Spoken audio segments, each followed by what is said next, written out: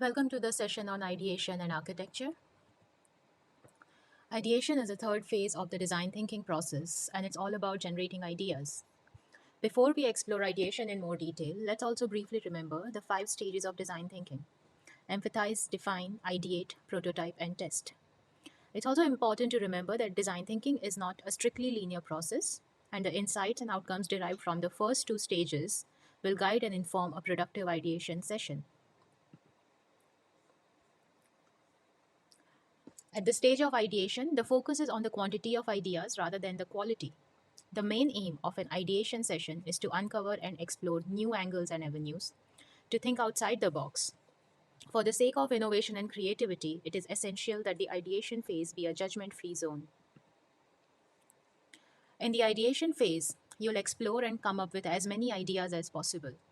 Some of these ideas will go on to be potential solutions to your design challenge, and some will end up on the reject pile. We'll take a minute to look at Grant Snyder's work on ideas.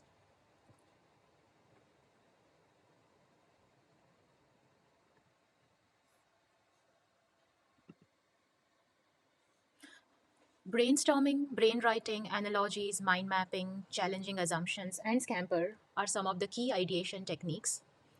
We will look at some videos to take us through these ideas in detail. These videos are sourced from either the Board of Innovation or other freelance design thinking experts who will take us through ideation techniques.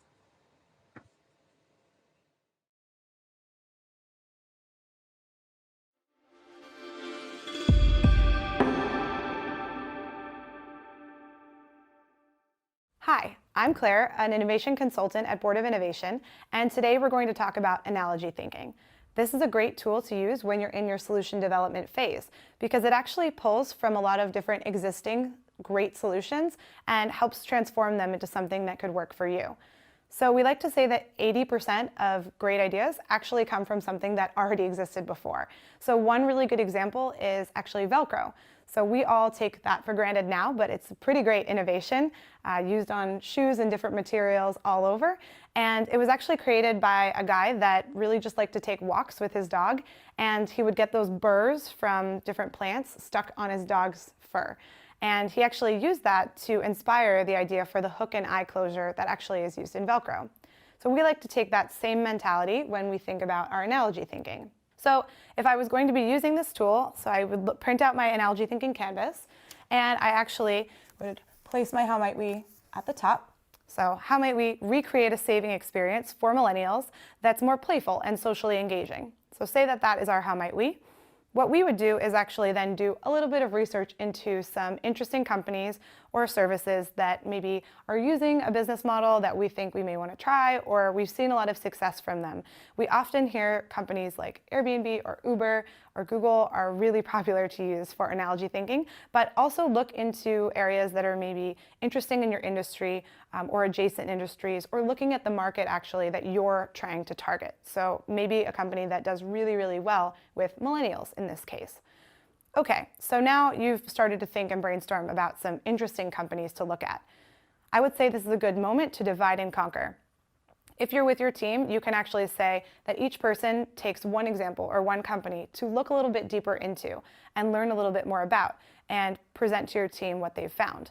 This is a nice activity if you have some downtime or if your team likes to do research and then come back to the group.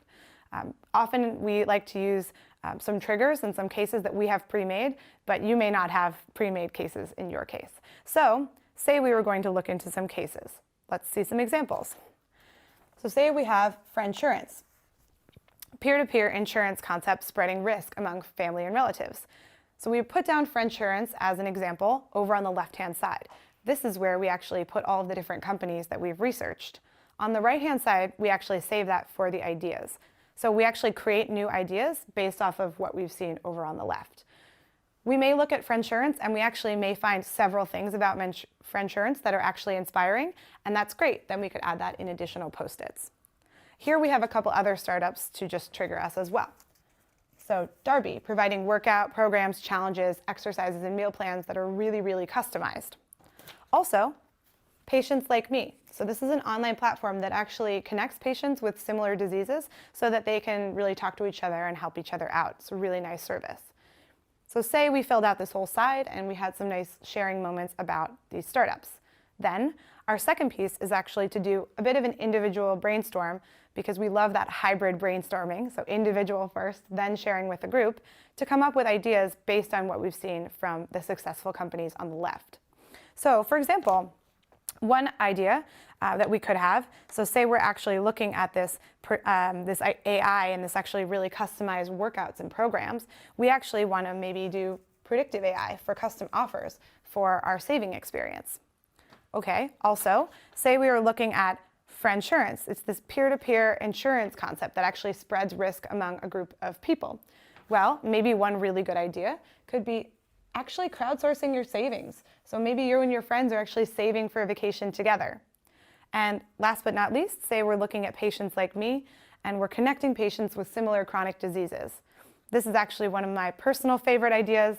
So a dating service that actually pairs people with the same purchasing habits and mindset. Maybe that's a way to actually make it a much more engaging social experience. So this exercise is wonderful to come up with some new ideas based on some things that we've already seen as successful in the past. It can help your team really de-risk because we've actually already seen them work in other environments. So you're really taking those ideas and just putting them in a new environment for them to thrive. So good luck with your analogy thinking. Mind mapping is a visual ideation technique that encourages you to draw connections between different sets of ideas or information.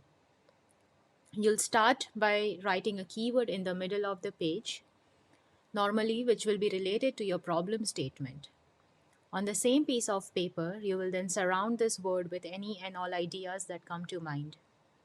Finally, you'll think about how these ideas are connected, depicting said connection lines with arrows, curves, which will result in a visual map.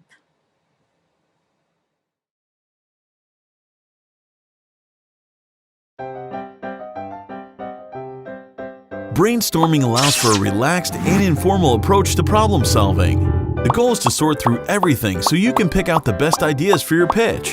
Craft your presentation with this sequence of 3 brainstorming techniques. Step 1. Free writing. Before anything else, loosen up and generate as many ideas as you can. Free writing is an efficient way to get everything out of your head. Set aside 9 minutes to write down everything that comes to mind. Don't stop until time is up.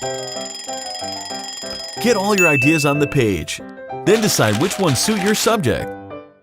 Listing down through your thoughts within the time limit lets you pick out the best ideas that could possibly fit your message or execution. Step 2. Mind mapping.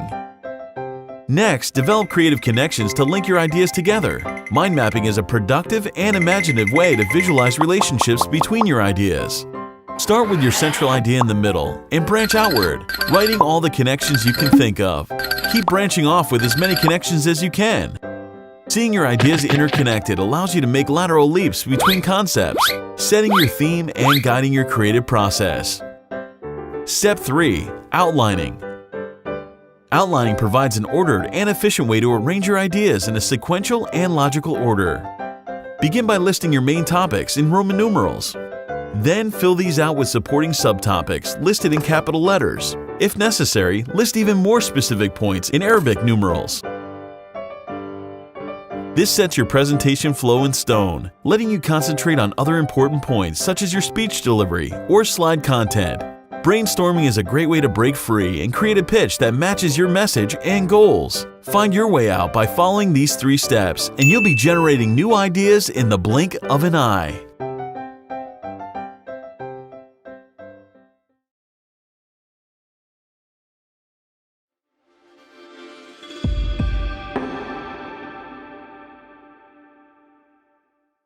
Hi, I'm Claire with Board of Innovation, and today we're going to talk about a tool called brainwriting. Now, brainwriting is something that you'll want to use in your solution development phase. This is after you've kind of understood the exploration of the problem space and you have a clear how might we that you've defined. So for us, say we have this how might we. how might we recreate a saving experience for millennials that's more playful and socially engaging? So often we'll get these sheets of paper and we'll do it per person. That's kind of the first way that we do brainwriting. We'll put our how might we at the top, and perhaps if you have multiple how might we's, each person in your group can put that at the top of their page. And what we do is we like to say that before we get started, we set the scene for having a great amount of ideas. So we do this in a couple ways. First of all, make sure that your team is energized and ready to ideate.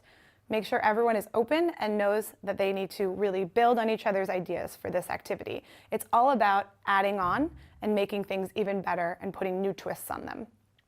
Also, this uses a term called hybrid brainstorming. So what we do is actually we come up with ideas individually, and then together we actually build on them to make them even better and come up with a larger quantity of ideas. So in this phase, quantity is always better than quality, and later we can cut out the ones that don't make sense. So to start us off, each person in my group, if I was a facilitator, I would give them a piece of paper that looks like this. They can write their how might we at the top if that helps them remember it. We usually time box this activity, and I usually like to go by the amount of boxes, give it about a minute per box. So say we have 6 boxes here, we would time this for 6 minutes.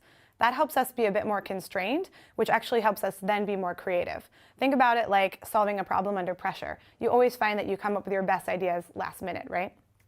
All right, so say we were to get started.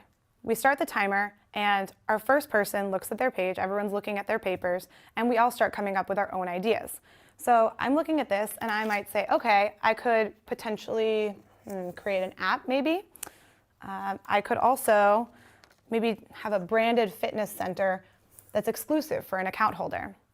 So I'm looking and I'm thinking and I'm adding ideas.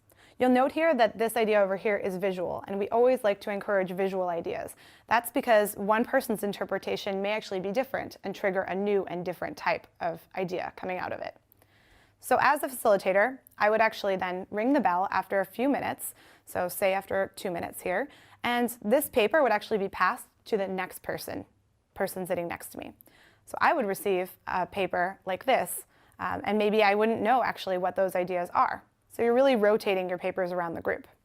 So maybe I look at this as a new person coming in, and I could say, okay, it looks like someone put an app here. I don't really know why they put an app there, but for me that actually triggers maybe an idea around challenging your friends to a fitness goal. So I would add that one on there. And maybe I would say, oh, that's interesting that they want branded fitness centers for exclusive account holders. So actually, I would say maybe we could have wellness coaches in the branch at certain hours. So that really builds on some of these ideas that the person before me had put down on their page. By the end of the activity, you'll actually have surfaced this to each person multiple times. And so you'll actually have ideas from even maybe a third person or a fourth, like this one, automatically save 10% of cost on unhealthy purchase.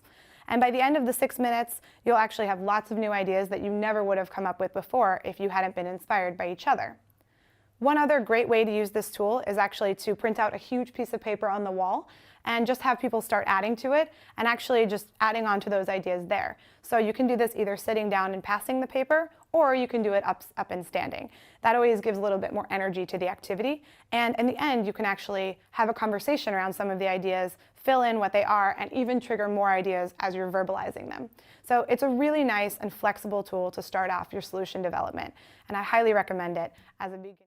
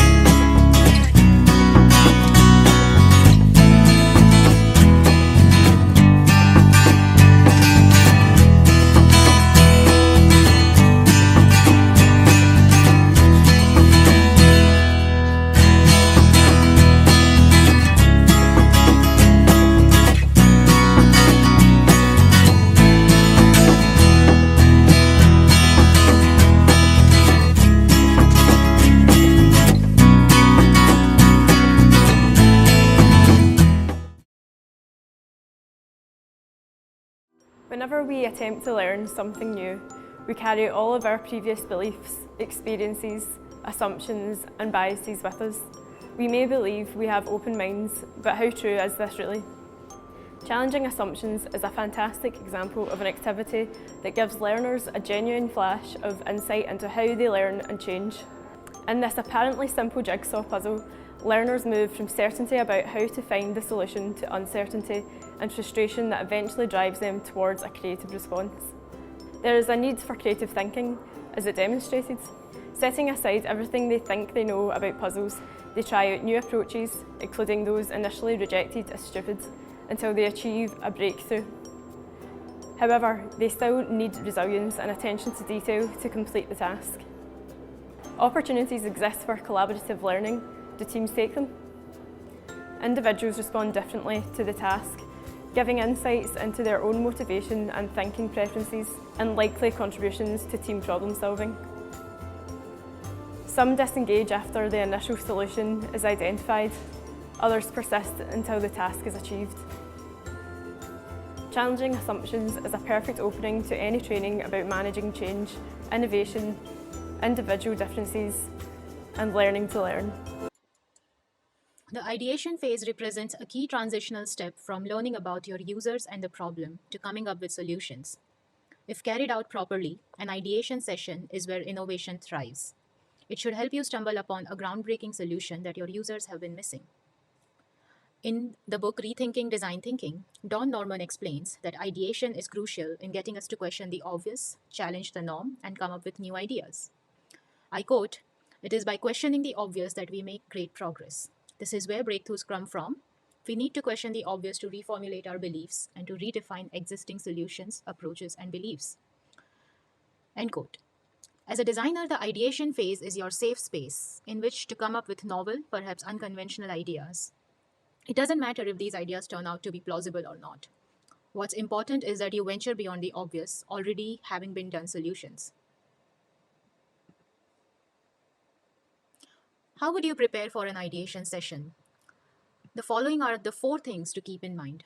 Introduce a change of scenery. If you want to encourage outside-the-box thinking, it's important to take yourself and your team outside of your usual work environment. If you're working in your study room, go out in the courtyard, go to a park. If you're in your classroom all day, come back home, go to the terrace.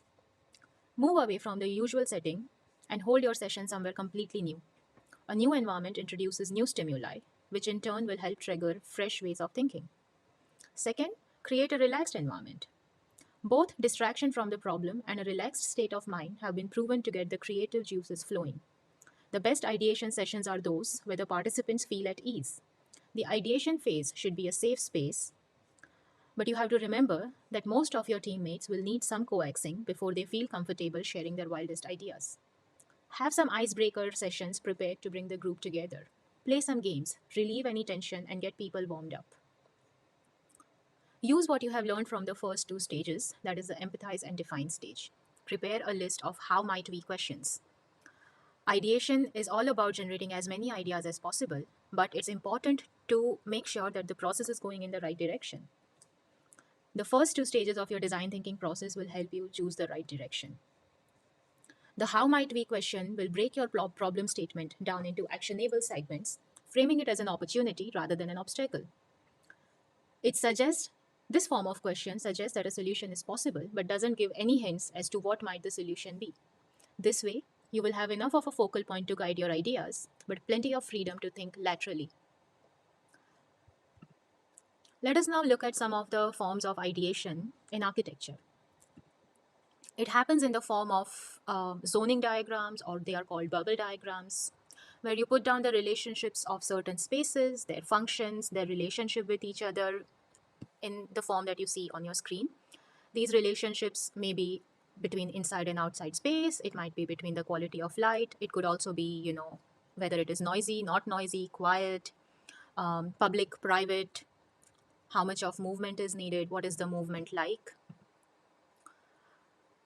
Ideation may happen in the form of site analysis, where you identify what is actually existing on the site in front of you and build relationships with that. It might happen as concept diagrams, like you see this, where you keep on adding one concept on top of another till you have something resembling a jumping point or a launch pad from where your architectural form might emerge. Or it may happen through analogy, like we saw earlier, where you take an existing form of growth or an existing form of evolution in nature, in the city around you, and let it develop logically until it becomes this form of branching that you see from that of a tree. Ideation in architecture can also result in some of these scenarios or narratives or events that might happen in each of the space. So when you design your space, you are not only looking at the building itself, but also at the same time you are ideating the multiple events, the multiple ways people will occupy your architecture, the ways in which the architecture will transform when different people occupy in different way. So narratives also become a form of ideation. I hope this helps you across the next stages, and good luck.